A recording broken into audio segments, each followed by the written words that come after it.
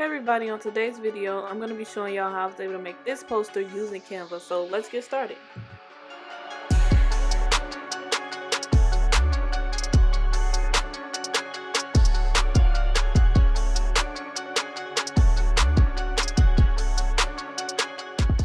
Hello everyone, welcome to epicartdesigns.com. Make sure you are subscribed to our channel and you like this video, and if you have any questions about anything that I'm discussing today, please leave a comment below and I'll get back to you as soon as possible. So let's get into the video. So guys, the canvas size that I'm using is 18 by 24. I do have all my graphics below in my other canvas, so if you want to know where I got those from, check the description. You will see links for that. So I'm going to start with my background. I start with my background so I can get a map out of how I want things to go. It kind of gives me a fresh start. So when I start off any design that I'm trying to blend, I really like to start with a transparent gradient. This one in particular because it kind of lowers down that background and gets me a great base when it's time to blend something together. So I feel like if you start off with a good background and a good base, then your design will be wonderful. So I always work on my base first, making sure I'm ombreing the corners. You'll see I'm going to ombre the corners with another gradient, the circle gradient. That's the gradient we're going to actually use to blend. But let's go ahead and ombre these corners so that we can really get an idea of what we're doing. So now that we have that, we're gonna go into blending photos. Y'all didn't see me add the photos yet, but you're gonna see. So like I said, all my graphics are down in my other canvas, so I'm just gonna lift them up. I'm gonna remove the background out of each one, and then I'm gonna show you how to blend.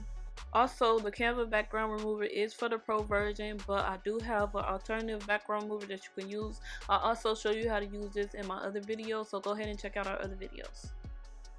So to blend photos, I really like to line my photos up to where I want them before I blend.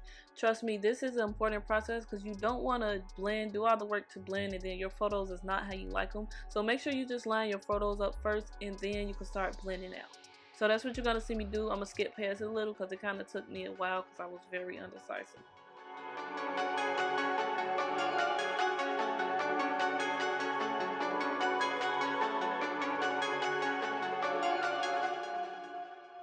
So now my photos are just how I want them. I go ahead and take a transparent gradient, and it's really simple and easy, guys. Just go over those harsh lines in your photo with that gradient. I do change it to the color of that background or something similar to match it if it's like all different colors. But just go ahead and do that gradient over each of the harsh lines, and you're gonna see it's gonna start to blend in. So guys, now you'll see your design really starting to come together. You'll see it start to blend in.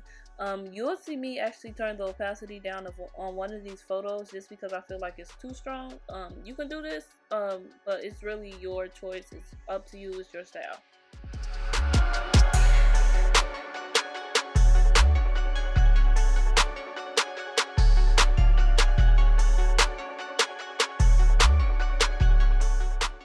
So guys, now your photos are now blended out. Give yourself a little tap on the back. What you'll see me doing here is kind of adding more gradients, and I like to do this just for depth and a little layer effect to it, but you can totally skip this part.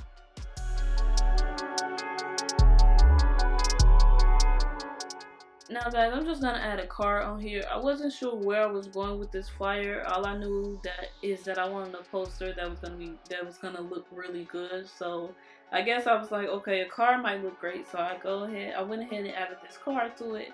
And I also did another design where the card looked amazing and I was able to blend stuff. So I figured this was like a good example to show you guys. And if there's anything that you don't understand, don't hesitate to leave a comment below with your question and I'll get back to you as soon as possible. So right now what you see me doing is I'm just adding text. I did struggle with the font that I want to use, and you will see me change it quite a few times actually. But eventually I got the one that I wanted to use, and I did put it behind his head because I feel like it just gave it more layer and character.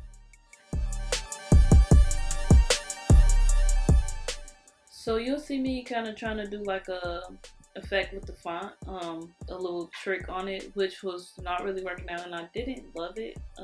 Maybe y'all do a tutorial on this if you guys want to see that, let me know. But I just decided to put it all the way like behind the gradients. I didn't do no special effects with this font. It's literally just a white font. a white text and it's behind all the gradients. I will write on the screen what font is this because it's a little bit hard to pronounce. So now guys, I'm just adding my text to it. At this point it was kind of looking like a magazine, which was okay for a poster. It's still poster size. So you're gonna see me adding different things to it. I'm gonna add paint splashes. This is basically the base. Now you just need to add all your information on here. And if you want to add a little more things, like you'll see I'm gonna add paint splashes and different plastic effects. You can go ahead and do that.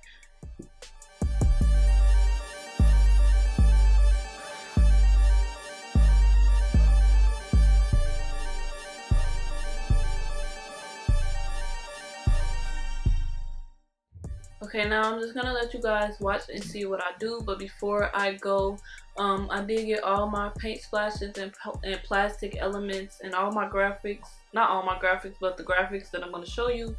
I did get them from Canva Elements. All the graphics that I did not get from off of Canva, I will list them in the description and where I got them from, so check that out.